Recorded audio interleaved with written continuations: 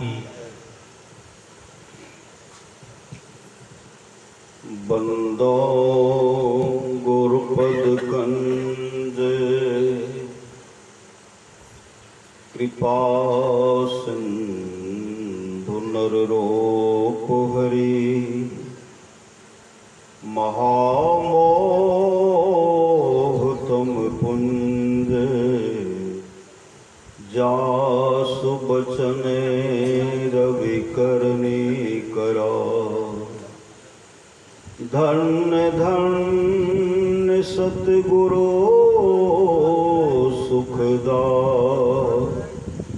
महिमा कही न जाय। जो कुछ कहूँ तुम्हारी कृपा मोते कछु नो बसाए। अव्यक्त रूप में प्रातः स्मरणीय अनंत श्री बेहोसित परम पूज्यपाद सदगुरु महाराज के चरणों में कोटि कोटि नमन। मंचासीन पूज्यपाद बाबा के चरणों में कोटि कोटि नमन। विशिष्ट गुरुजन उपस्थित सत्संग प्रेम महानुभावों, माताओं एवं बहनों, सभी के अंदर में बैठे हुए परमात्मा को कोटि कोटि नमन। संत महात्मा लोग कहते हैं मनुष्य जीवन की सफलता भगवत प्राप्ति में है। यह तन बार बार मिलने को नहीं है, इसलिए आगे की यात्रा के लिए अभी से भगवत भजन रूपी धन संग्रह करो। संत कबीर साहब की वाणी सुन रहे थे, भक्ति का मार्ग छिना दे। आगे की यात्रा, कल्याण चाहते हैं, मोक्ष चाहते हैं तो परमाराध सदगुरु महाराज की वाणी सुन रहे थे, खोजो पंथी पंथ तेरो तेरे घट भीतरे। वह रास्ता आपके अंदर में है। यह युक्ति गुरु से लेकर के मुस्तैदी के साथ ध्यान भजन करेंगे और गुरु के प्रति समर्पण समर्पित भाव रहेंगे। जो गुरु कृपा तनिह विचारे मिटे कल्पना सो गए। गुरु समदाता साहिब नाही, गुरु गुरु जपिए लोग है। गुरु तजी और नो चित्त वसाइए, गुरु गुरु गुरु गुरु नित्य है। जपत रहिए में ही कर जोरी, गुरु चरणन धरि चित्त है। ध्यानाभ्यास करेंगे, प्रकाश का दर्शन होगा, शब्द को श्रवण करेंगे, मोक्ष धाम को चले जाएंगे। एक समय की बात है, भगवान कृष्ण का दर्शन करने के लिए देवर्षि नारद गए। देवर्षि नारद जब वहां पहुंचते हैं तो मां रुक्मणी रसोई घर में रसोई बना रही थी। देवर्षि नारद इधर उधर देख रहे हैं तो भगवान कृष्ण को नहीं देख रहे। देवर्षि नारद मां रुक्मणी से पूछ बैठते हैं, आप अकेले रसोई घर में रसोई बना रही हैं, प्रभु कहाँ है? प्रभु। मां रुक्मणी इशारा करती है कि प्रभु पूजा घर में ध्यान कर रहे हैं, पूजा घर में ध्यान कर रहे हैं। जब देवर्षि नारद उधर देखते हैं तो भगवान कृष्ण का मुखमंडल मुखाकृति चमक रहा था और मुस्कुरा रहे थे। ध्यान से जब निवृत्त हुए, जब भगवान कृष्ण आंख खोलते हैं तो सामने में देवर्षि नारद को देखते हैं और हंस करके उनका स्वागत करते कहते हैं, आइए देवर्षि आइए। देवर्षि नारद वहां पहुंच गए और देवर्षि नारद निवेदन करते हैं, प्रभु सारा संसार तो आपका ध्यान करते हैं, आपका पूजा करते हैं, आप किनका करते हैं, किनके लिए करते हैं?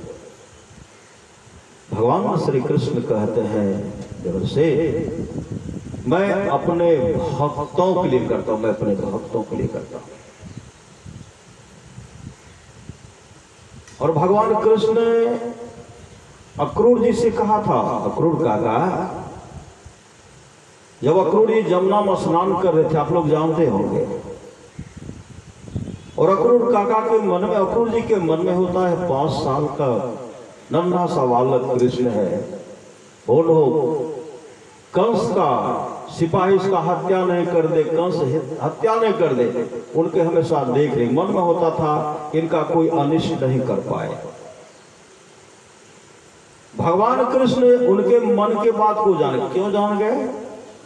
अंतर मार्गी थे खोजो पंथी पंथ तेरे घट भीतरे। भगवान कृष्ण ने अपने आत्म स्वरूप का दर्शन कर लिए थे। जो अपने आत्म स्वरूप का दर्शन करते हैं पूरे ब्रह्मांड में कहां क्या सब कुछ बैठे बैठे जानते हैं और देखते हैं। अक्रूर जी के मन में था जमुना में स्नान करो, उसी समय भगवान कृष्ण कहते हैं अक्रूर काका आप जमुना में स्नान कर लीजिए। मन तो था ही, अब भगवान कृष्ण कह रहे जैसे स्नान करते डुबकी मन में है, अगर डुबकी लगाओ, अगर कंस का सिपाही लेकर के अगर लेके चला जाए, जैसे डुबकी लगाते हैं अक्रूर जी क्या देख रहे हैं कि भगवान कृष्ण का रूप का दर्शन अंदर में हुआ, अंदर में जमुना के नदी भीतर में देख रहे हैं। भगवान राम का दर्शन करते हैं, भगवान विष्णु का दर्शन करते हैं, बराह रूप का दर्शन हो रहा है, मत्स्य रूप का दर्शन हो रहा है, विराट रूप का दर्शन हो रहा है, हर रूप का दर्शन किए। बाहर देखे तो भगवान कृष्ण मुस्कुरा रहे हैं, अक्रूर का कहा बढ़िया से स्नान कर लीजिए।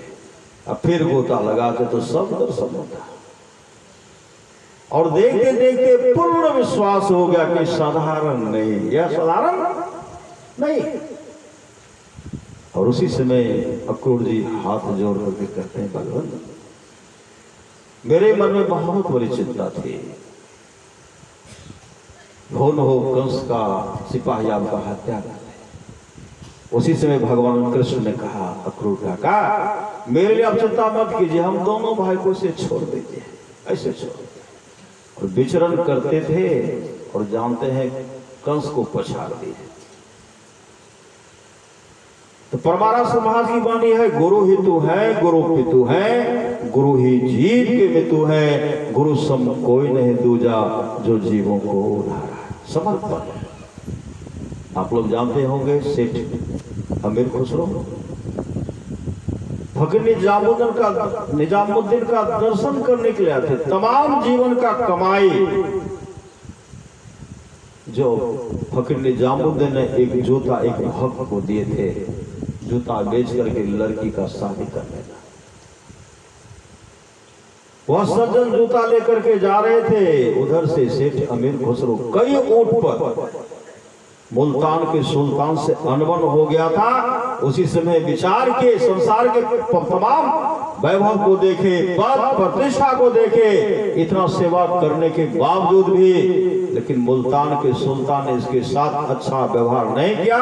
उसी समय अपनी पत्नी से कहते हैं जाऊंगा तो सीधे गुरु के पास जाऊंगा, गुरु के चरण गुरु के शरण में जाऊंगा।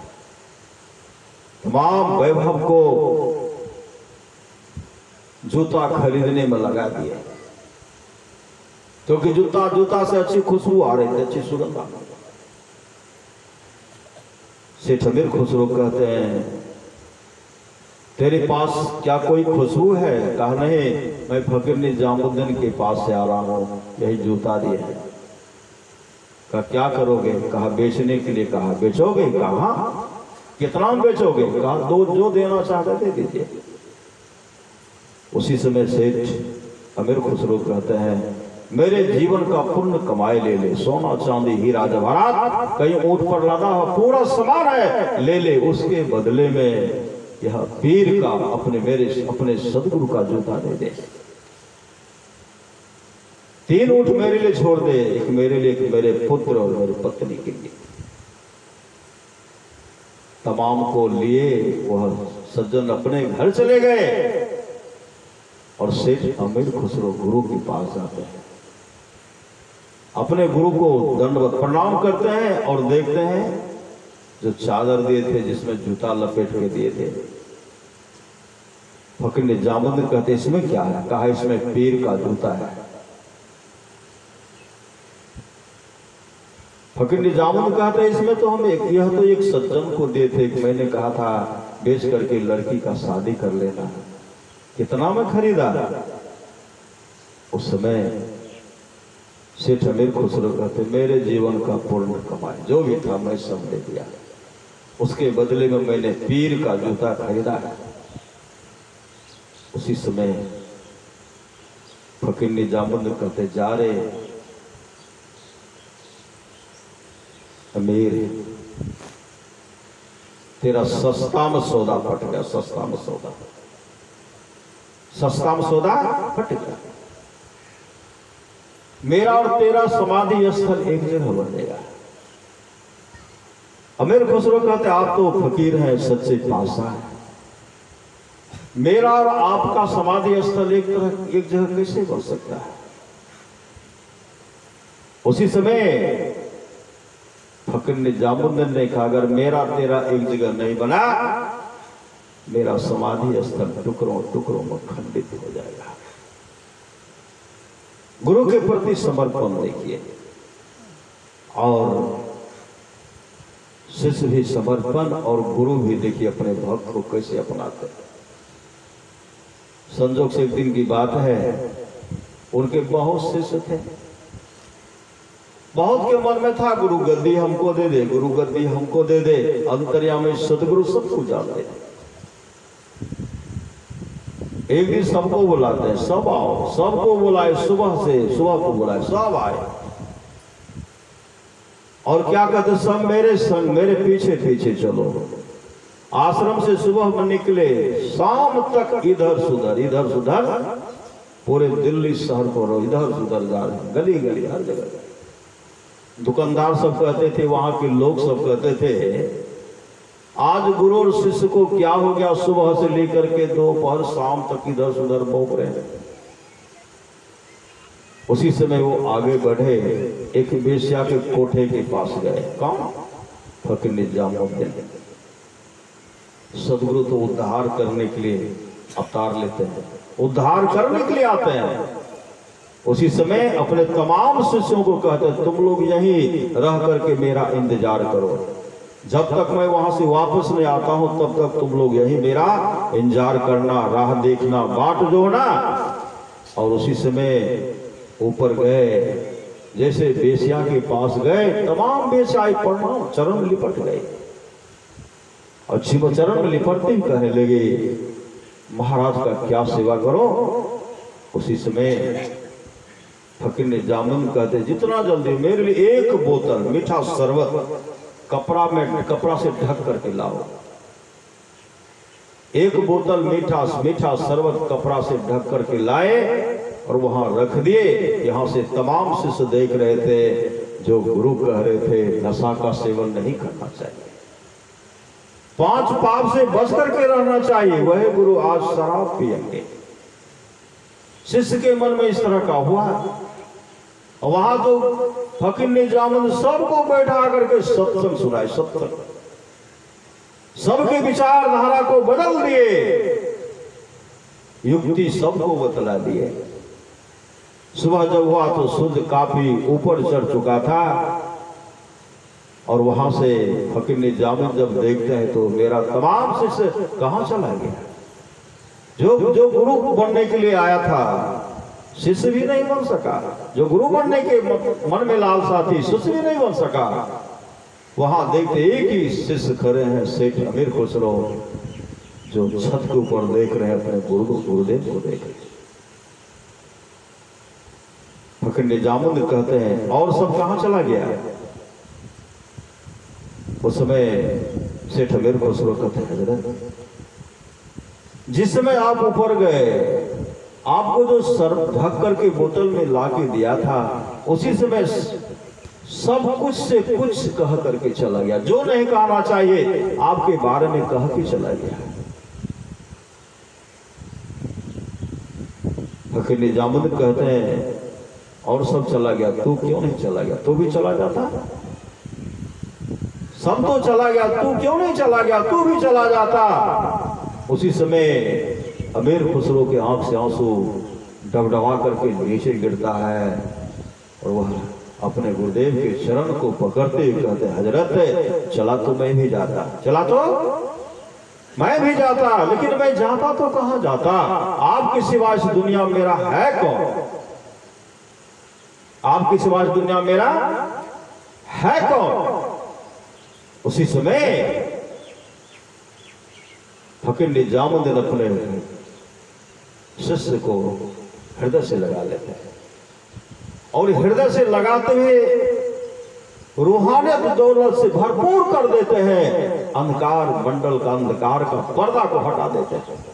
परमाराष्ट्र महाराज की वाणी है, घटतम प्रकाश व शब्द पट रहे, जीव पर है छारे, कर दृष्टि अर्जुन योग साधन ये हटाना चाहिए, इनके हटे माया हटेगी, प्रभु से होगी एकता। उसी समय रूहानियत दौलत से भरपूर कर देते हैं और कहते, चार्य अमीर मैं तुमको सब कुछ दे दिया, मैं सब कुछ दे दिया, सब कुछ गुरु के पास है। पाई अपने भाग पलटू लिखा लीलार का, संत देते हैं फिर दिल तो साचा है नहीं, ताकि ब्रह्म संत बाबा देवी साहब ने कहा, सच्चा शिष्य वह है जो गुरु को परमात्मा के तुम जान करा दो। परमाराष्ट्र महाराज से कुछ भक्त इशारा किए थे, हुजूर आपके जाने के बाद संत मत में गुरु गद्दी को कौन संभालेंगे? उस समय परमाराष्ट्र महाराज ने कहा, इनमें से कोई गुरु बनने योग नहीं है, कोई गुरु बनने योग। मैं आऊंगा, मैं बार बार आऊंगा, तब तक आऊंगा जब तक अपने सारे शिष्यों को मोक्ष नहीं दिला दो। तो गुरु के प्रति समर्पण।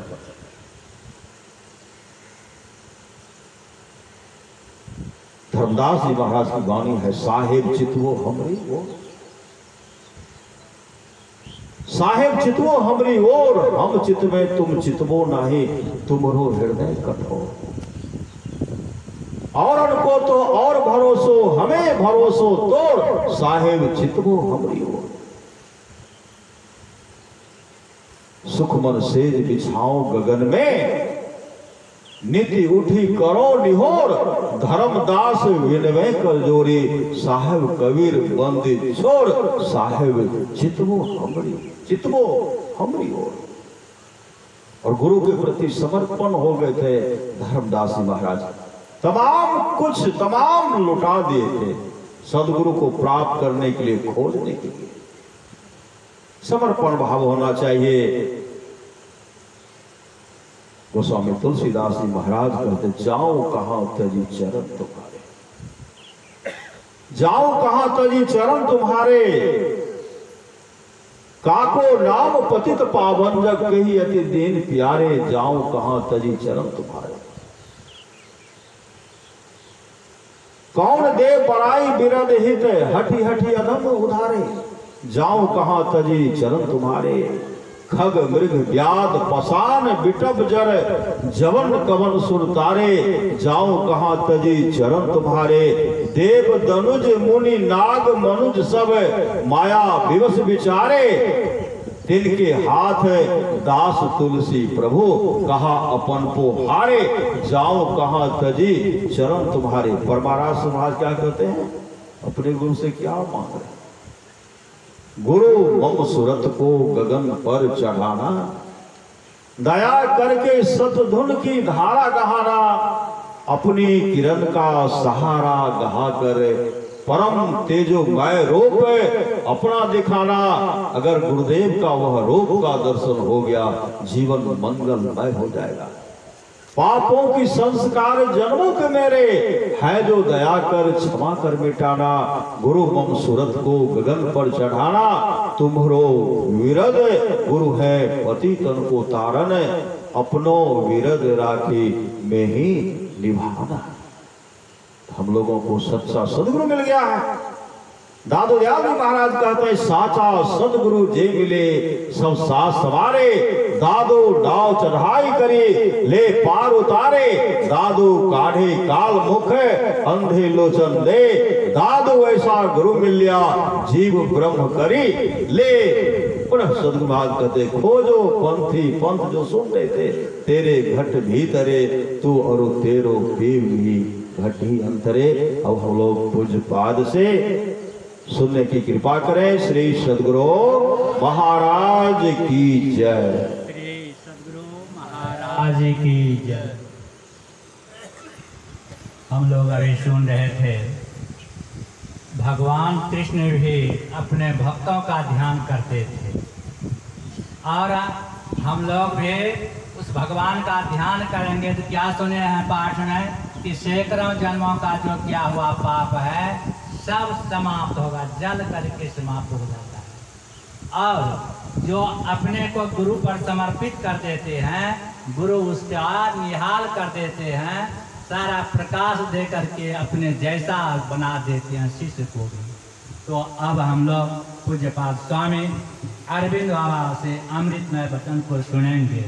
आज अंतिम दिन है, आखिरी दिन है, तो विशेष रूप से भरपूर ढंग से हम लोग सुनेंगे। श्री सदगुरु महाराज की जय।